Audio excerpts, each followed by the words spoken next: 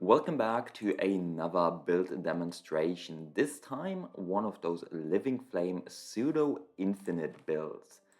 Now if you want to see more challenge runs, tips and tricks, build guides or full playthroughs, don't forget to subscribe.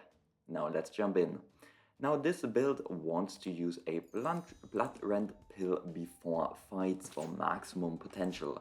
It would also normally have a entanglement equipment which provides entanglement on yourself, but I have to simulate it.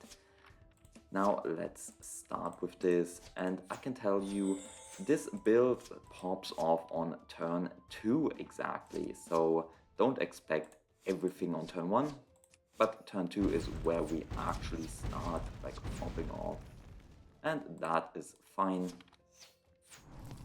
Now here we go, I need to get entanglement again. Sadly, you don't get anything in this Immortal Palace that could simulate it. That's fine.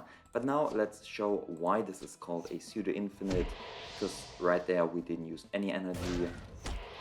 And you can see my energy currently stays about the same. And I hope you can hear me speak over these.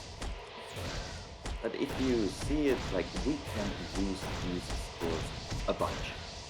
And we are constantly gaining, flaring, and slowly but surely losing spiritual energy. So that's why it's called a pseudo-infinite. And here we can switch it up a bit to use the other elements.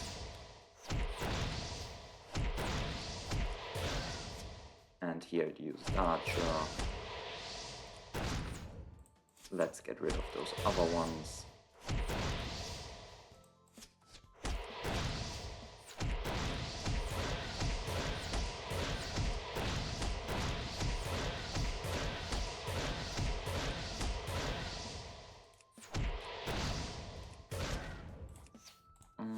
Let's do this.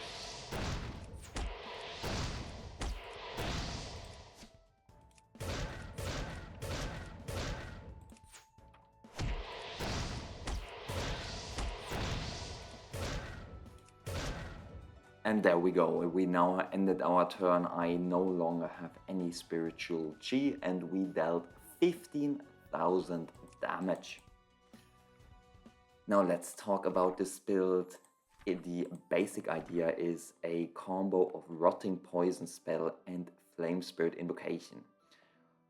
This consumes a total of 3 chi and also 5 flaring to deal some damage. And why do we use this Rotting Poison spell before Flame Spirit Invocation? It's so we can use this Flame Stratatar arts. When you use a fire skill after a wood skill, gain 7 flaring. This one consumes 5 flaring, and in this way we get +2 flaring every time and can continue this cycle. Besides that, we need 3 spiritual chi to use those, and for that we have the Xiaoyang skill and the Zi Xiaogong. Zi Xiaogong, every time we take damage we have a 38% chance of absorbing a little chi, and Xiaoyang skill, whenever we use a skill, a 20% chance of absorbing a chi. Now, using our entanglement equipment and a blood rend pill, we can take 2 points of damage every time we use a skill. So that is 2 chances to trigger this little chi absorption whenever we use a skill. And then since we also have used a skill, we get 20% chance to absorb a point of chi. Now if we do the basic calculation, it would be a like 0.96 chi on average is what we gain whenever we use a skill, and we use 2 skills, so it would be 1.92 chi refunded on average after we use these 2 skills. And that is why it's considered a pseudo-infinite, because we can never go infinite if we do it an indefinite amount of time. Typically we always end up with 0 chi, but there's a chance at going infinite. Now besides that, to get our damage rolling a bit, we use the Polyflame one, which converts Living Flame into flaring. This way we have some base damage. And as a result, we also turn 1 use this Living Flame art and Bathing Fire chant to get some baseline Living Flame alongside Burnout and Fire Extinction to get more Fire Chi. Additionally, the Taiyang art will also give us some more flaring for us. And lastly, Tranquility and the Xuanqing technique to give us more Chi, especially on turn 2. That is the base idea. Besides that, we have accessories or weapons, artifacts that mainly provide Spirit Chi absorbed, and if you would play a normal run, one of those should have the modifier that you get entanglement on yourself with the Black Tortoise one. And this way you can trigger your Zi Xiaogong a few more times.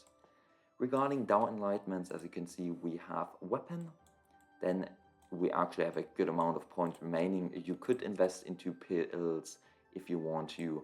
We have Chi for +4 Chi per turn, and most importantly, 5 HP restored for every hit.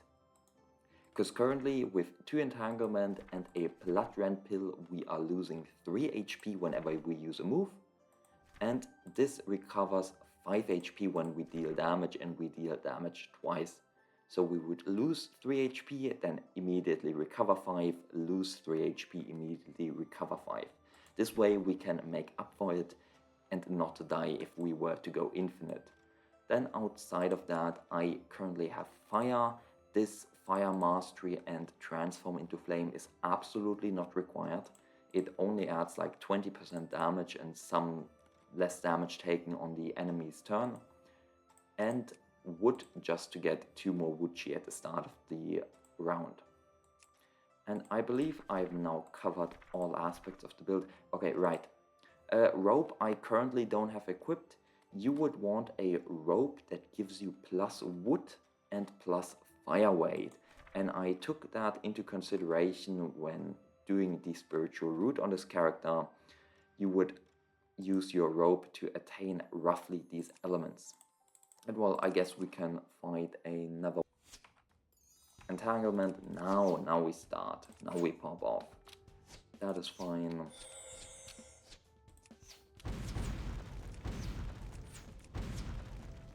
Okay, way too much wood right there, but so be it.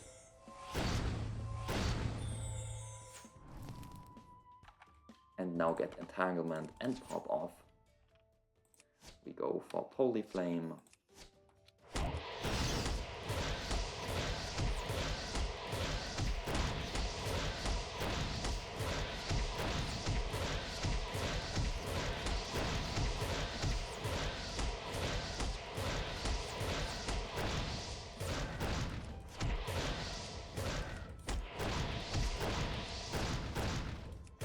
And there you go.